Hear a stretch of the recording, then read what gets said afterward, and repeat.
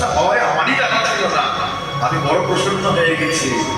হ্যাঁ, ধ্রুব এখন ভগবানের ওই জ্ঞানের আধার শঙ্খের পরশ পেয়ে স্তুতি করতে আরম্ভ করলেন। কি বললেন?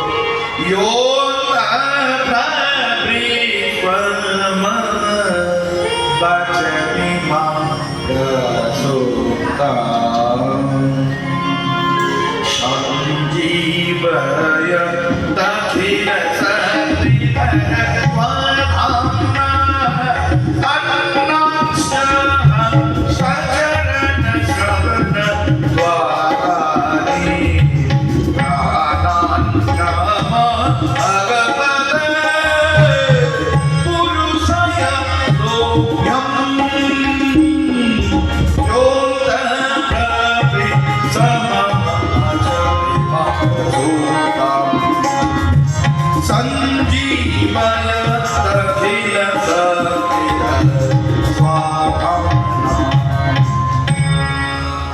এইভাবে 12টা শ্লোক গাওয়া যাবে। তো বলছেন, হে প্রভু, আমার হাত পা চোখ কান সব যেন সঞ্জীবিত হচ্ছে।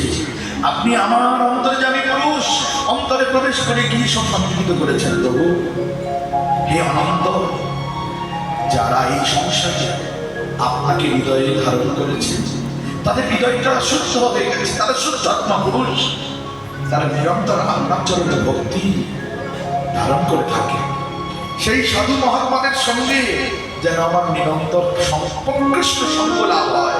এই সংসারে আপন বলতে যদি কেউ হয় শুধু তোমার চরণে যারা আশ্রিত ভক্তগণ। তাই বৈষ্ণব দেখিয়া পড়িব চরণে প্রাণের বন্ধু জানি। সাধু সজ্জন ভক্তগণ তারা যারা তোমাকে সাধ করেছে তাদের সঙ্গ যেন হয়, কারণ আমার মহৎ সঙ্গের প্রভাবে তোমার কথা, তোমার নাম রূপ গুণ লীলা কথা আমি নিরন্তর পান করব। পান করে করে আমি উন্মত্ত হয়ে যাব, পাগল হয়ে যাব। আর তোমার কথা যত শুনবো না, এই দুঃখময় সংসার যত অনায়াসে বলো ভক্তবৎসল ভগবান কি, সাধু সন্ত কি। ভগবানকে পেয়েও ভালো করে লক্ষ্য ধ্যান দেওয়ার কথা। ভগবানকে পেয়েও বলছে না তোমার কাছে থাকতে চাই, বলছে তোমার ভক্তের সঙ্গ চাই। তোমার ভক্তের সঙ্গে কি করবো? গায়ে গায়ে হেলান দিয়ে বসে থাকবো তা নয়। সঙ্গ দদাতি প্রতিকিন্নাতি উচ্চমক্কাতি পৃচ্ছতি উংতে বুঝেতে চৈব সর্ববিদৃতি লক্ষণম দেওয়া নেওয়া খাওয়া খাওয়ানো। আর গোপন কথা বলা শোনা, এই জগতে সব থেকে বড় গোপন কথা কোনটা? গুজ্জাতি গুজ্জ গোকীর্তন। ওই যে সেই যে মন্ত্র যা গোপনে রাখতে হয়, সবাইকে বলা যায় না, জোরে করে উচ্চারণ করা যায় না, ওইগুলি তিনি জানাবেন। সে তো সাধু শ্রী গুরুদেব, তাই তারা জানিয়ে দেন এমন করে মন্ত্র জপ করতে হয়, এমন করে ভগবানকে ভালোবাসতে হয়, এমন ভগবানের লীলা। এইরকম সাধু সঙ্গ করলে তবেই অনায়াসে এই দুঃখ পরিপূর্ণ সংসার সমুদ্র উত্তীর্ণ হয়ে আনন্দের সাগরে জেলে চলে যেতে পারো। তাই বললেন সংসার সিন্ধু তরণী যদি শ্যাম সংকীর্তনামৃত রসমতি মনশ্চে প্রেমাম্বুধৌ বিহরণে যদি চিত্তবৃত্তি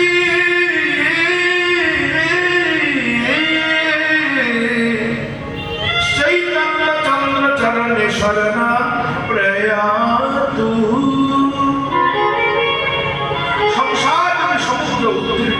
হওয়ার যদি ইচ্ছা থাকে, প্রেমরূপী সমুদ্রে যদি সাঁতার কাটবার ইচ্ছা থাকে, তাহলে চৈতন্য চরণকে আশ্রয় করো।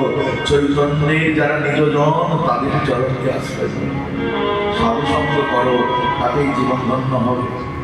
ভগবান প্রসন্ন হয়ে বলছেন, বৎস আমি বড় প্রসন্ন, বলো কি বর্ষা। বলে প্রভু আমি চাইব বলে এসেছিলাম, কিন্তু এখন আর চাই না। গাছ খুঁজতে গিয়ে মনি পেয়ে গেছি, আর তো চাই অন্য কিছু না। না, যারা চায় না তারা চাইতে জানে না, চাই না। পদে পদে তো গান না শুনে কথা বলতে সময়ও তো শেষ হয়ে যাচ্ছে। তো বলছে না না দেবেন না, চাই না। বলছেন দিতে তো হবেই, তোমাকে আমি দেব। কি বলে, তুমি বাবার কোলে বসবে, সিংহাসনে বসবার ইচ্ছা ছিল না? সাধারণে যে ধন চান সিদ্ধ দেখে তা তাই চাওয়াতে যদি গন্ডগোল হয়ে যায়, পাওয়াতে গন্ডগোল হয়ে যাবে। তাই আগে থেকে ঠিক করে নাও চাইটা কি। এই জন্য নবদ্বীপের নিত্যলীলা কবির প্রভুপাদ শ্রী কানুপ্রিয় গোস্বামীপাদ বলতেন, আমরা ভগবানকে চাই না নয়, পাই না নয়, চাই না। কত কিছু এটার একশোটা চাই, কিন্তু তাকে চাই না। তাই বলছেন ওরা চাহিতে জানে না, দয়াময় চাহিতে জানে না,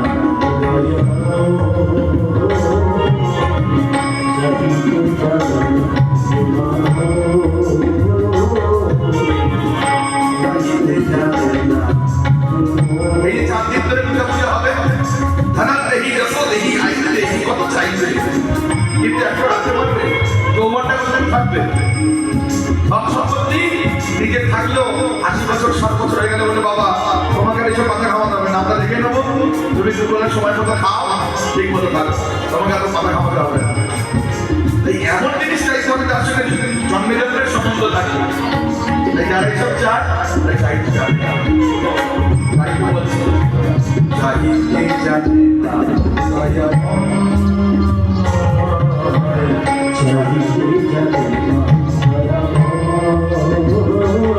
ওরা চাহে ধন আরো ওরা চাহে ধন চাহিতে জানে না,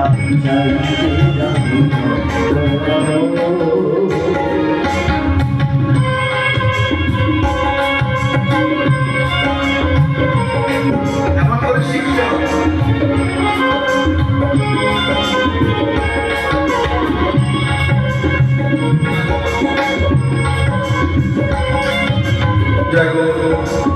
বিশেষ ঘটনা, আগামীকাল কিন্তু ভগবান রাম, ভগবান শ্যাম তাদের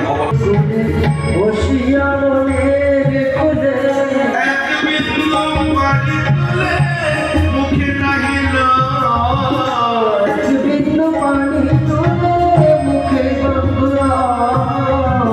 ধীরে করি ছুটা ছুটি ধুলি বাঁধে মুঠি মুঠি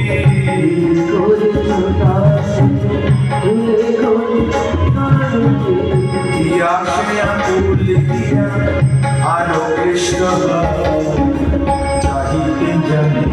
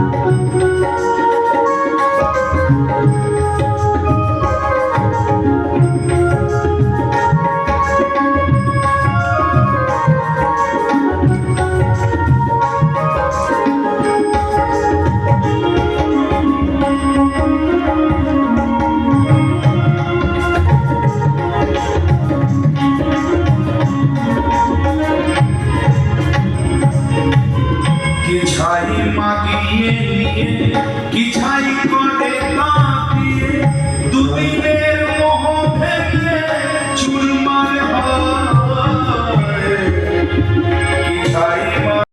তুমি তো চেয়েছিলে এখন দিলাম 36,000 বছর রাজত্ব করবে, প্রভু ভুলে যাবো তো, কারণ বিষয়ের স্বভাব হয় বড় অন্ধ, সেই কর্ম করায় যাতে হয় ভগবন্ধ। সুখের দিনে বেশিরভাগ ভগবানের কথা মনে পড়ে না, যখন বিপদ পড়ে তখন খুব মনে হয় ঠাকুর তুমি ছাড়া কেউ নেই। আর অন্য সময় খুব মনে হয় আমার বউ আছে, স্ত্রী আছে, নাতি আছে, কুতি আছে, ছেলে আছে, এই আছে। তাই প্রভু সুখের দিনে ভুলে যাবো যে, বললেন আশীর্বাদ রইল মনে থাকবে। এইভাবে ধ্রুব মহারাজ তিনি কৃতি হয়ে সেই পরীক্ষায় ভালো রেজাল্ট করলে ছেলে যেমন হয়, হ্যাঁ সেই রকম পাশ করলে যেমন হয় আর কি, ওইরকম ভাবে কৃতিমান হয়ে শ্রীমান ফিরছে এখন গৃহাভিমুখে। আর জানেন, যার প্রতি ভগবান প্রসন্ন হয়ে যান না, তার প্রতি সকলেই প্রসন্ন হয়ে যায়। তস্মিন তুষ্টে জগৎ তুষ্ট। গোড়াতে যে জল ঢালেন না, গাছটা আপনি আপনি ফুলে ফলে একেবারে প্রাণবন্ত হয়ে যায়।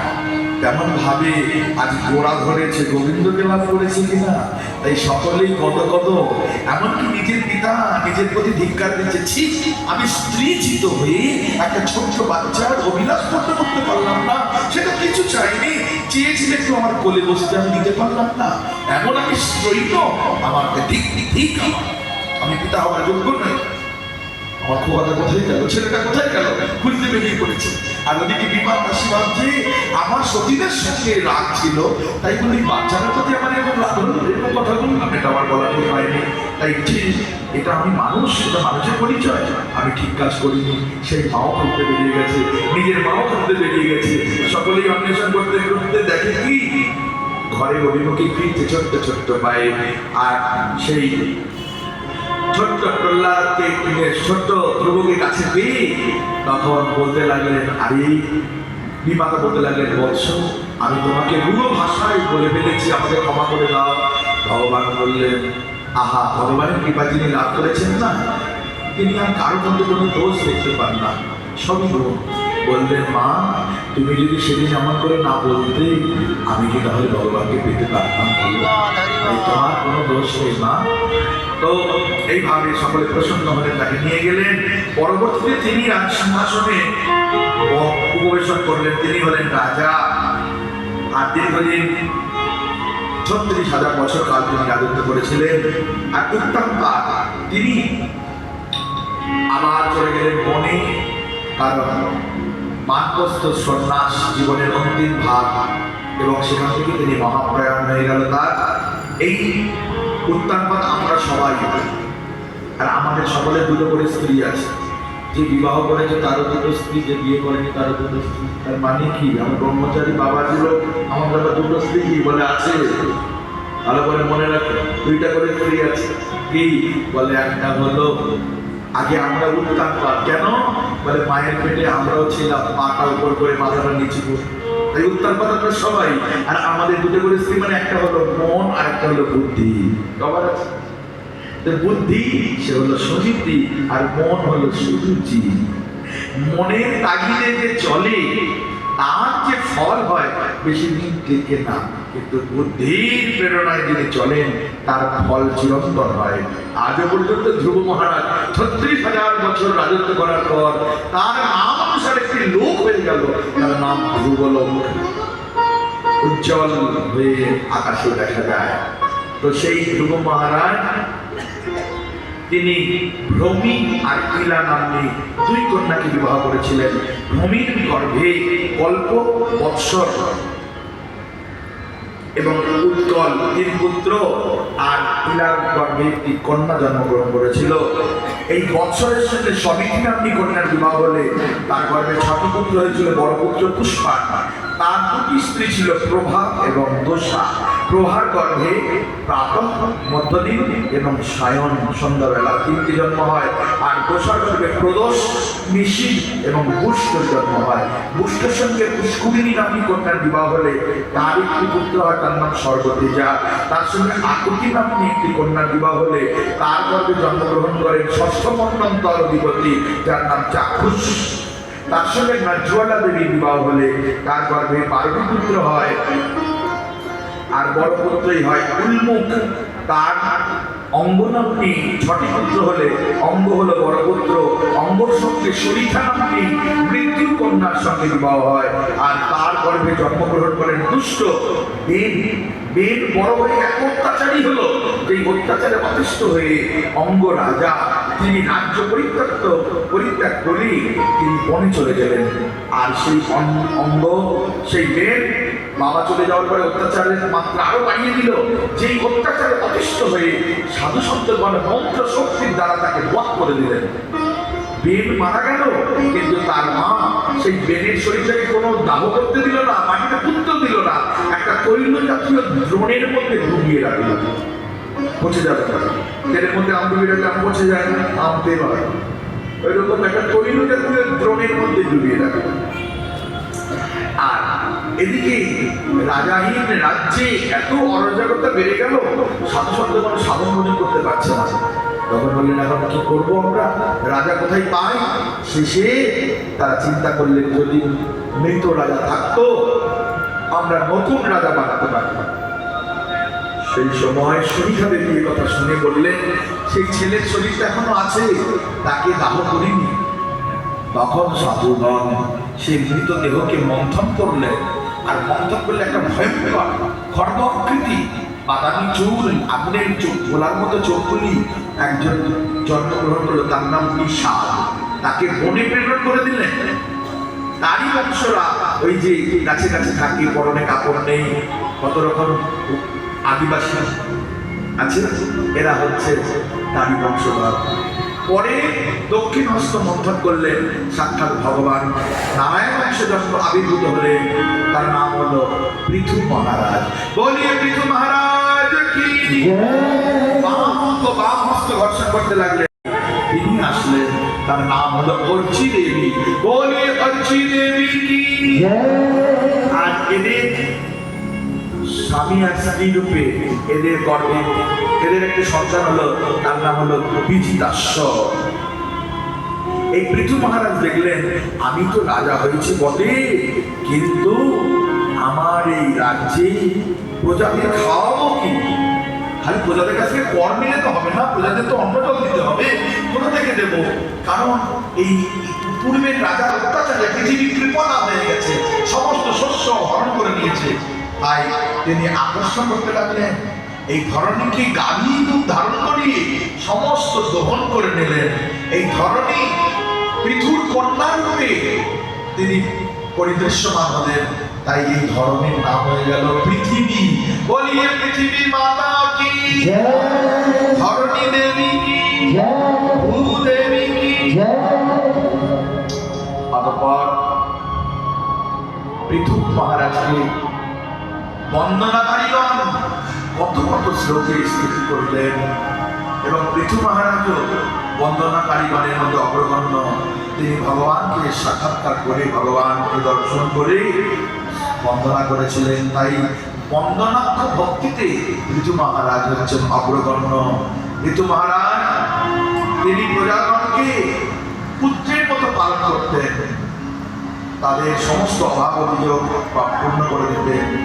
তাই পৃথু মহারাজ ভাবলেন যে আমি 100টা যজ্ঞ করবো, অশ্বমেধ যজ্ঞ, আর এই যজ্ঞ পূর্ণ হলে আমি ইন্দ্র হব, আর ইন্দ্র হলে প্রজাদের ঠিক মতো ভাবে পালন করতে পারবো। এই হিসাবে তিনি যজ্ঞ আয়োজন করলেন। 99টা যজ্ঞ পূর্ণ হলো বটে, 100তম সংখ্যক যজ্ঞটা করতে যাচ্ছে। ইন্দ্র বারবার ঘোরাছুরি করে নিচ্ছে, কারণ মর্তের কোন রাজা যদি 100টি অশ্বমেধ যজ্ঞ করে, তাহলে সেই ইন্দ্র সিংহাসন পেয়ে যাবে। তাই ইন্দ্র ভয়ে ভীত হয়ে 100 সংখ্যক ঘোড়াটা বারবার চুরি করে নিয়েছে। তখন তার পুত্র ইন্দ্রেশ্বরকে যুদ্ধ করে সেই ঘোড়াটিকে আনয়ন করলেন, তাই তার নাম হয়ে গিয়েছিল বিজিতাস্য। ভগবান সেখানে যজ্ঞশালায় আবির্ভূত হয়ে দর্শন দিলেন, বললেন, পৃথু 100টা যজ্ঞ করাও যা, আর 99টা যজ্ঞ করাও তাই। তাই আর দুঃখ করো না, তুমি পরবর্তীতে ইন্দ্রপদ পাবেই পাবে, চিন্তা করো না। আমি বর দিতে এসেছি, বলো কি বর চাও? বললেন, প্রভু কি চাইতো?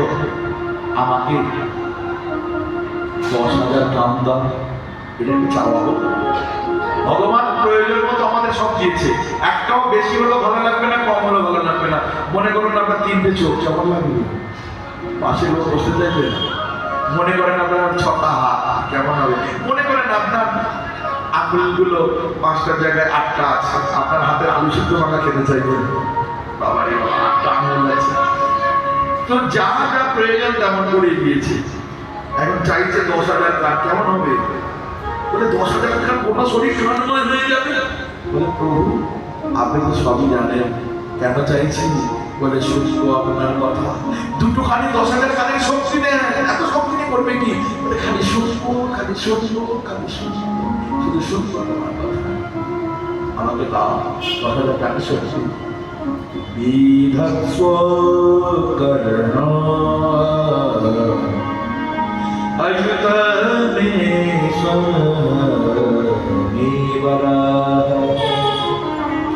অজিত কর্মকাণ্ডে ভগবান প্রসন্ন হলেন। ভগবান প্রসন্ন হয়ে চলে গেলেন। পৃথু প্রজাগণকে বলছেন, ধর্মাচরণ, শোনো শোনো, প্রজার পাপ রাজাকে যায়। তাই প্রজাগণ যদি সবসময় পাপ কাজ করে, রাজার সর্বনাশ হয়ে যাবে। স্ত্রীর পাপ স্বামীতে যায়, তাই স্ত্রীকে ধর্মের পথে চালনা করা উচিত। আর শিষ্যের পাপ ভুলতে যায়, তাই সাবধান। পা বাড়িয়ে প্রণাম নেওয়া নয়, গলা বাড়িয়ে মালা পরা নয়, শিষ্যের পাপটা নিতে হবে। তাই জন্য গুরুদেবকেও তেমন সাধনা করতে হবে, আর লক্ষ্য রাখতে হবে শিষ্য যেন সাধন ভজনের সঙ্গে যুক্ত থাকে, না হলে আমাকে টেনে নামিয়ে দেবে। এইভাবে প্রজাগণকে ধর্মের পথে চালিত করলেন। দীর্ঘদিন তিনি রাজত্ব করলেন। একদিন পৃথু মহারাজের নিকটে সাক্ষাৎ সনন্দ সনৎকুমার সনাতন এসেছেন। বাবা, অহোভাগ্য, আপনাদের আগমন হয়েছে, আমার এই ঘরটা আজকে তীর্থে পরিণত হলো। কারণ আপনারা তো চলন্ত তীর্থ, সাধু সজ্জন হচ্ছে চলন্ত তীর্থ। কারণ গঙ্গার পরশ হইলে, গঙ্গা তীর্থ পশ্চাতে পাব,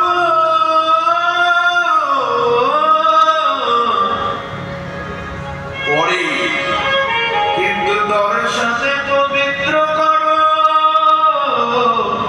এই তো আমার দেখলেই হয়ে গেল। সাধুকে দর্শন করলেই পবিত্র।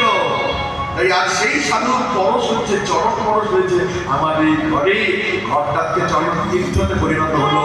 যতই ঐশ্বর্যে পরিপূর্ণ থাক, সেই ভবনে, সেই প্রাসাদে, সেই মহলে যদি সাধু সন্তের চরণধ্বনি না পড়ে, ওটা কিরকম জানো তো?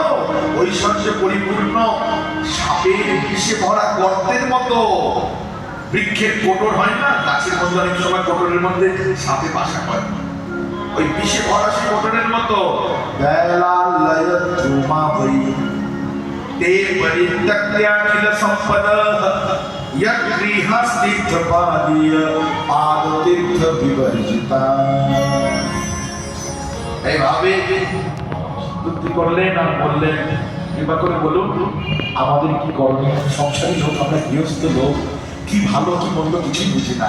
খালি বলতে জানি ছেলে যেন ভালো থাকে, মেয়ে যেন ভালো থাকে, আমি যেন ভালো থাকি, সংসার যেন ভালো চলে। এছাড়া কি বলতে জানি আমরা?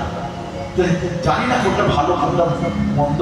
আপনি কৃপা করে বলুন হে সাধুগণ, আপনারা বলুন কি সে ভালো হয়, কি মন্দ হয়। তখন বলছি, শোনো, এই সংসার যদি চক্রের মধ্যে পড়ে যাওয়ার মূল কারণটাই হলো স্বরূপ সম্বন্ধে অজ্ঞান।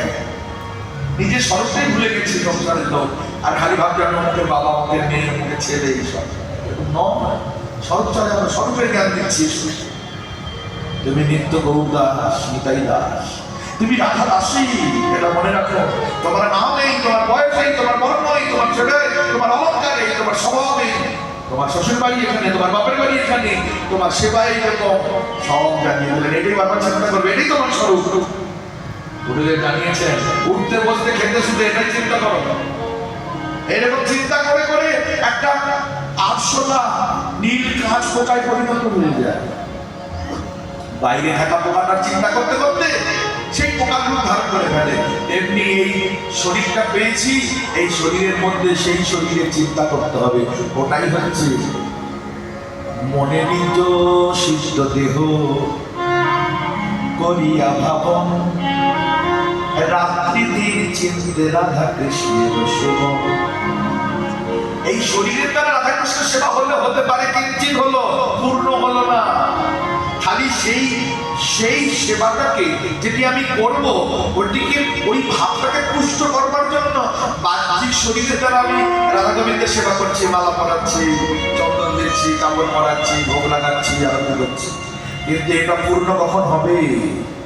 এটা তো পরে পাবো, এখন এটা করে করে আমার অভ্যাস হচ্ছে বটে, কিন্তু দিন রাত মনের মধ্যে চিন্তা করতে হবে আমি পুরুষ নই, আমার এই পাকা দাড়ি নয়, আমার চোখে চশমা লেগে গেছে এরকম আমি নই, আমি এইরকম রোগা নই, মোটা নই, কালো নই, ফর্সা নই।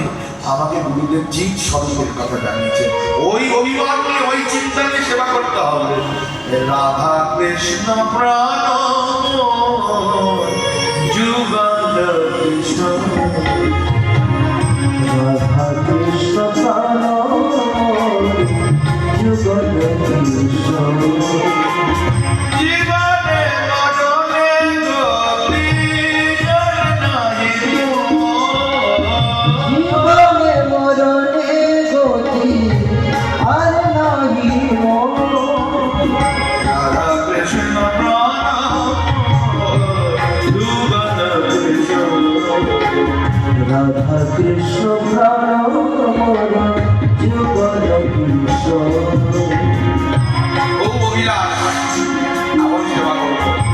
বড় মন্দির হতে পারে, বড় বড় বিগ্রহ স্থাপন হতে পারে, কিন্তু মনির দ্বারা যদি সেবা না হয় তাহলে রূপানুগীয় গৌরীয় বৈষ্ণব ভজন পদ্ধতির মধ্যে প্রবেশই হবে না।